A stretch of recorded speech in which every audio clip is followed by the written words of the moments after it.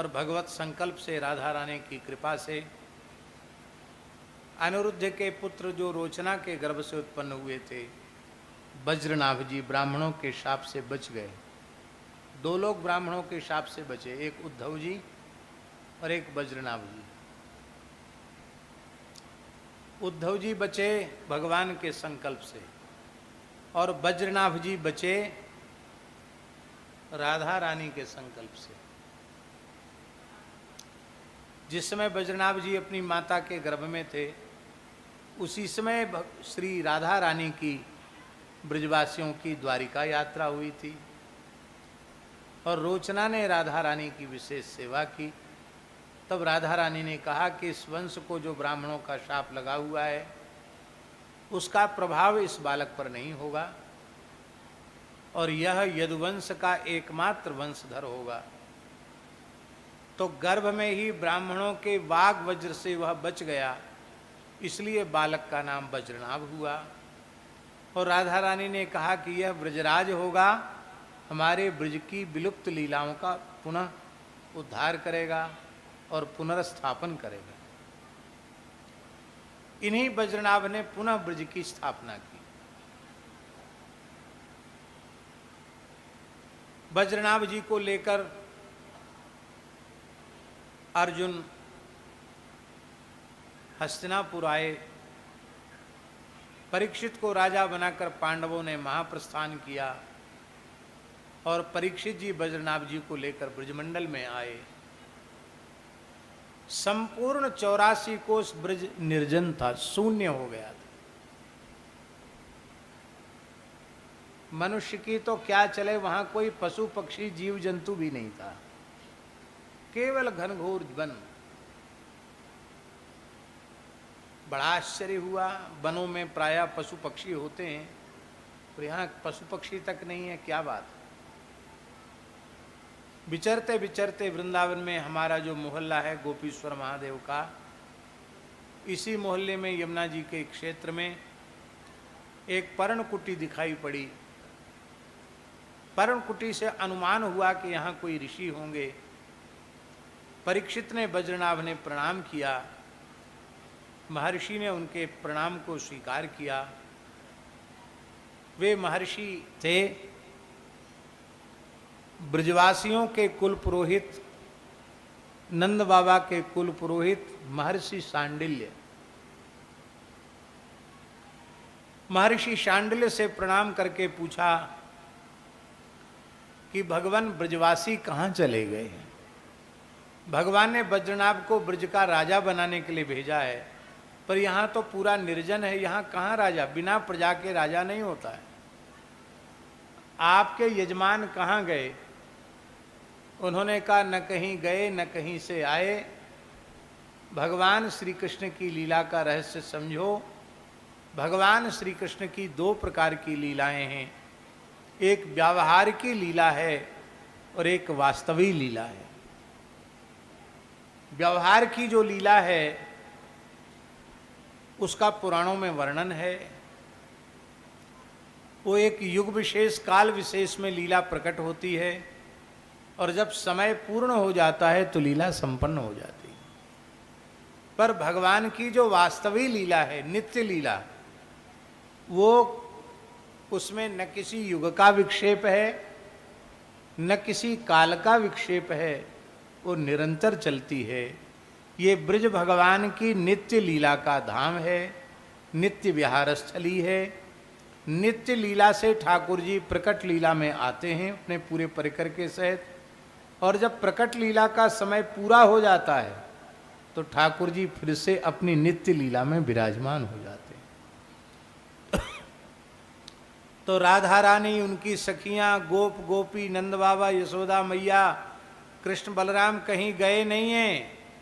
सब नित्य लीला से पूरे परिकर सहित आए थे और प्रकट लीला पूरी करके फिर नित्य लीला में प्रतिष्ठित हो गए। कहीं नहीं गए, यहीं हैं। तो उनकी अनुभूति हमें कैसे हो। बोले अनुभूति के 2 प्रकार हैं। एक तो ब्रज की सेवा करो, किस किस की सेवा करो?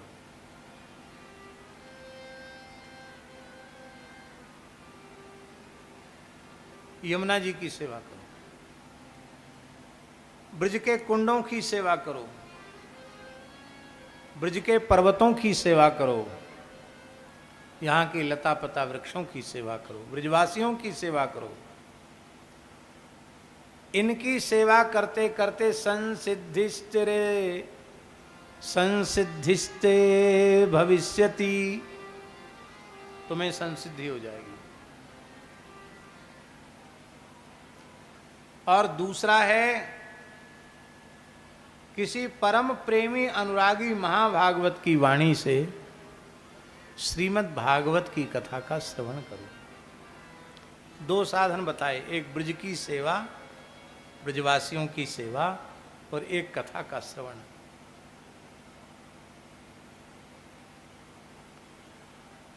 ब्रज तो पूरा लुप्त हो गया था।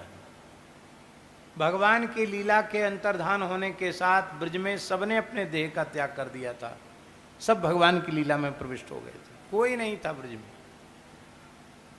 कोई भी नहीं था ब्रज में।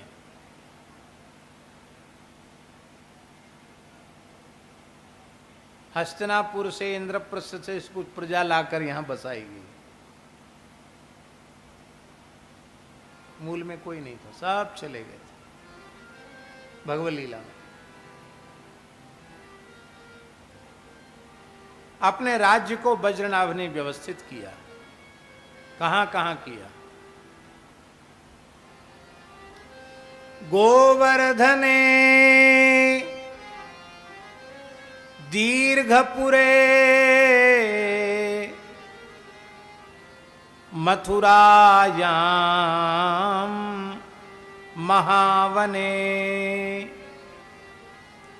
नंदिग्रामे बृहत्सानौ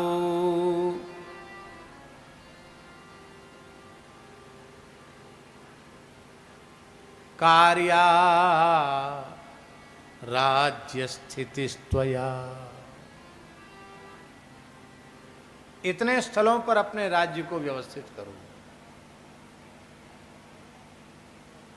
गोवर्धन, दीर्घपुर माने डीग, डीग को ही दीर्घपुर कहा गया, जो अपने हमारी जड़खोर गोधाम डीग के ही पास, डीग क्षेत्र में ही। गोवर्धने दीर्घपुरे मथुरा, महावन गोकुल, नंदिग्राम माने नंदगांव, बृहत्सानु माने बरसाना। इन स्थलों पर अपने राज्य को व्यवस्थित करो। और ये मुख्य मुख्य स्थल ले ली गए। 84 कोस ब्रजमंडल इसी के अंतर्गत आ जाता है।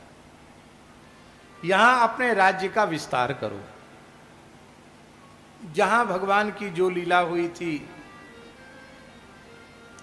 जहां जो प्राचीन तीर्थ था, कुंड था, उसको उन्होंने प्रकट किया। और एक दिन की बात है, भगवान श्री कृष्ण की 16,100 रानियां वज्रनाभ जी के साथ द्वारिका से मथुरा ही आ गई थी। एक दिन उन्होंने श्री यमुना जी को देखा। यमुना जी बड़ी प्रसन्न थी। उनको बड़ा आश्चर्य हुआ।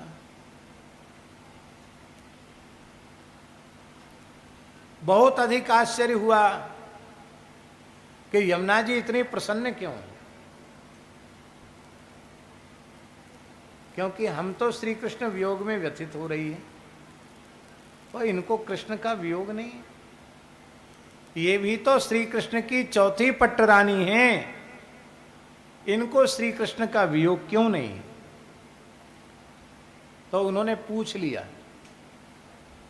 श्री कृष्ण पत्नी ऊचुः यथा वयं कृष्ण पत्न्याः तथा त्वमपि शोभने।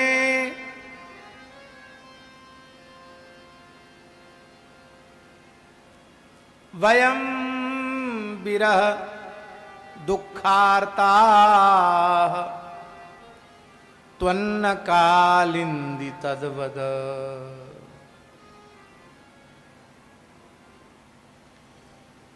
जैसे हम सब श्री कृष्ण की पत्नियां हैं, ऐसे ही आप भी श्री कृष्ण की पत्नी हैं, चतुर्थ पट्ट रानी हैं। पर हम कृष्ण वियोग में व्यथित हैं और आप क्यों नहीं हैं? यमुना जी ने उसका बड़ा सुंदर उत्तर दिया। यमुना जी ने कहा, आत्मा रामस्य कृष्णस्य ध्रुवमात्मास्ति राधिका तस्याः दास्य प्रभावेण विरहोस्मान न संस्पृशेत।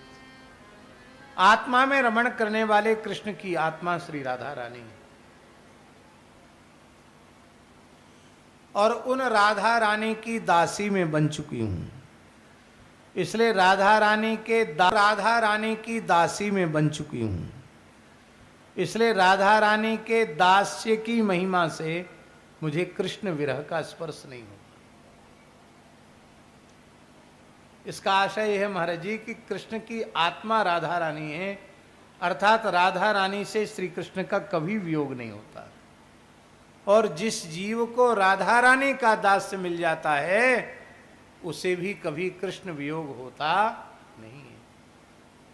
तो हमें राधा रानी का दास्य कैसे मिले? बोले कथा सुनो। कथा किससे सुने? उद्धव जी से कथा सुनो। बोले उद्धव जी तो उत्तराखंड में बद्रिकाश्रम चले गए, वो कैसे कथा सुनाएंगे? कहते उद्धव जी मुक्तात्मा हैं, बद्रिकाश्रम में भी एक रूप से हैं और ब्रज में भी एक रूप से हैं। ब्रज में उद्धव जी कहाँ रहते हैं? गोवर्धन गिरि निकटे सखी स्थले तद्रजः कामः तत्रत्यांकुरवल्ली रूपेणास्ते स उद्धवो नूनम। श्री गोवर्धन पर्वत के निकट जो कुसुम सरोवर है, ये सखी स्थल माने कुसुम सरोवर, वहां के लता पता वृक्ष के रूप में स्वयं श्री उद्धव जी ही विराजमान है। अब तो बज्रनाभ जी, राजर्षि परीक्षित, श्री कृष्ण की रानियां, सबके सब ब्रजवासी पहुंचे, आओ विराजो। सबके सब ब्रजवासी पहुंचे कुसुम सरोवर पर और वहां कथा आरंभ हुई। बहुत से लोग अनुभव करते हैं कि पहली कथा सुखदेव जी ने राजर्षि परीक्षित को सुखतीर्थ में सुनाई। ठीक नहीं है। पहली भागवत की कथा ब्रज में हुई और कुसुम सरोवर पर हुई और उद्धव जी ने सुनाई। दूसरी कथा सुखदेव जी ने सुनाई और परीक्षित ने सुनी। पहली कथा ब्रज में हुई भागवत जी। सुखतीर्थ में तो पूरे देश के लोग जा जा करके कथा करते हैं, पर ब्रज में कुसुम सरोवर वो भागवत के प्रथम प्रकाश का स्थल है, वहाँ कथाएं बहुत कम होती हैं। आवश्यक है कि कुसुम सरोवर क्षेत्र में एक सुंदर सत्संग भवन का निर्माण हो, भले ही शासन की ओर से हो, और जैसे सुखतीर्थ में निरंतर कथाएं चलती रहती हैं, ऐसे ही कुसुम सरोवर में भी कथाएं चलनी चाहिए, क्योंकि वो भागवत की प्रादुर्भाव स्थली है। सबसे पहले उद्धव जी ने वहां कथा कही।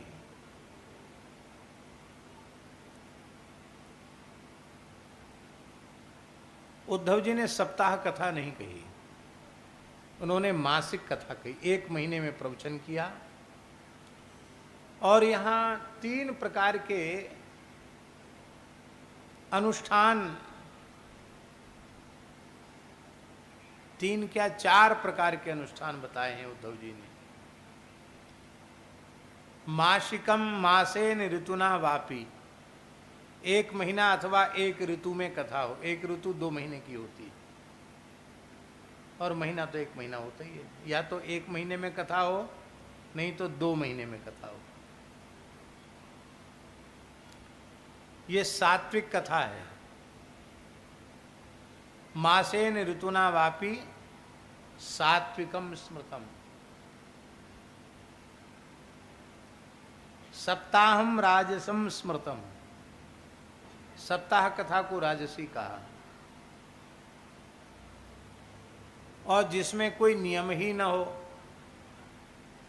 कब महीना हो जाए, 2 महीना हो जाए, कब साल भर हो जाए, कब बिल्कुल ना हो, कभी चालू हो गई, कभी बंद हो गई, न कोई प्रसंग का ठिकाना, न कोई ग्रंथ से लेना देना, खाली धूम धड़ाका कथा के नाम पर हो रहा है, उसको तामसी पारायण कहा। उसको क्या कहा? और जिसमें वक्ता श्रोता दोनों निष्काम भाव से भागवत को अपना उपास्य मानकर कह सुन रहे हों, वक्ता के हृदय में भी एक ही इच्छा हो कि भगवत प्रेम की प्राप्ति हो, और श्रोता के हृदय में भी एक ही इच्छा हो कि भगवत प्रेम की प्राप्ति हो। कृष्णार्थी बनकर कहें और कृष्णार्थी बनकर के सुने। ये जो कथा है, इस कथा को गुणातीत कथा कहा गया, निर्गुण पारायण कहा गया। इस पारायण की परिभाषा के कारण शुकदेव जी ने जो राजर्षि परीक्षित को सप्ताह कथा सुनाई, वो सप्ताहम राजसम स्मृतम नहीं है, वो निर्गुण पारायण है। क्योंकि वक्ता श्रोता दोनों ही कृष्णार्थी। तो इस प्रकार से जब महीना भर की कथा पूरी हो गई तो सभी श्रोताओं के सहित वज्रनाभ जी का भगवान की नित्य लीला में प्रवेश हो गया। इसका मतलब है, कोई जीव भगवान की नित्य लीला में प्रवेश करना चाहे तो उसका द्वार है श्रीमद् भागवत की कथा। ये स्कंद पुराणोक्त महात्म्य का सार है। पद्म पुराणोक्त महात्म्य का सार यही है, सच्चिदानंद रूपाय विश्वोत्पत्त्यादि हेतवे तापत्रय विनाशाय श्री कृष्णाय वयं नुमः।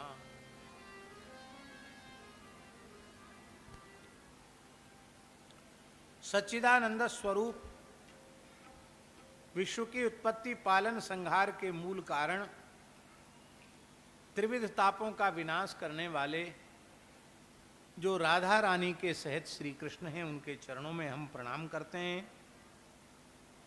यम प्रव्रजंत मनुपेतमपेत कृत्यम द्वैपायनो विरह कातर आजुहाव पुत्रेति तन्मयतया तरवोभिनेदुस् तम सर्वभूत हृदयं मुनिमानतोस्मि। जिन शुकदेव जी महाराज ने जन्म लेते ही सन्यास की ओर प्रस्थान किया, अभी उनके जातकर्म आदि संस्कार भी नहीं हुए थे, नालोच्छेदन तक नहीं हुआ था, और वे घनघोर वन में प्रविष्ट हो गए। उनके पिता भगवान कृष्ण द्वैपायन वेदव्यास जी पुत्र विरह से व्यथित होकर के पुत्र पुत्र शुक सुक कह करके रो रहे थे। उस समय वृक्षों ने उत्तर दिया, शुकोहम शुकोहम शुकोहम। व्यास जी समझ गए, जिसे हम मात्र अपना पुत्र समझते हैं वह केवल मेरा पुत्र नहीं, वह तो सर्वभूत हृदय हैं। ऐसे सर्वभूत हृदय सुखदेव जी को हम प्रणाम करते हैं।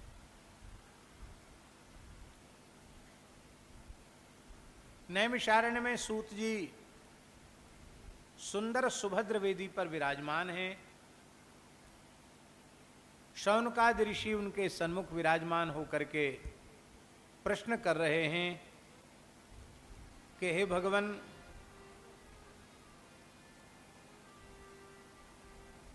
आप कुछ ऐसा उपदेश दीजिए जिससे भक्ति ज्ञान वैराग्य से युक्त विवेक निरंतर बढ़े और माया मोह की निवृत्ति हो। क्योंकि इस कराल कलिकाल में जीव प्रायः आसुर भाव को प्राप्त हो गए हैं। उन असुर भावापन्न लोगों की चित्त शुद्धि कैसे हो? कल्याणकारी साधनों में जो सबसे श्रेष्ठ हो, पवित्रों को भी पवित्र बनाने वाला हो और श्री कृष्ण की शाश्वत प्राप्ति का जो साधन हो, वो साधन है सूत जी महाराज, आप कृपा करके बताइए। चिंतामणि किसी भाग्यशाली को प्राप्त हो जाए तो वह धरती के संपूर्ण वैभव को चिंतामणि के प्रसाद से प्राप्त कर सकता है। किसी भाग्यशाली को कल्पवृक्ष मिल जाए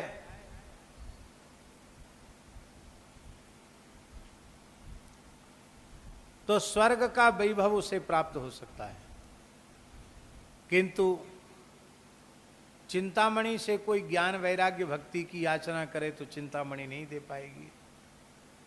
मोक्ष की याचना करे चिंतामणि नहीं दे पाएगी। कल्प वृक्ष भी नहीं दे पाएगा, किंतु गुरुदेव प्रसन्न हो जाएं तो योगियों के लिए भी दुर्लभ जो वैकुंठ है वो गुरुदेव की कृपा से प्राप्त हो जाता है।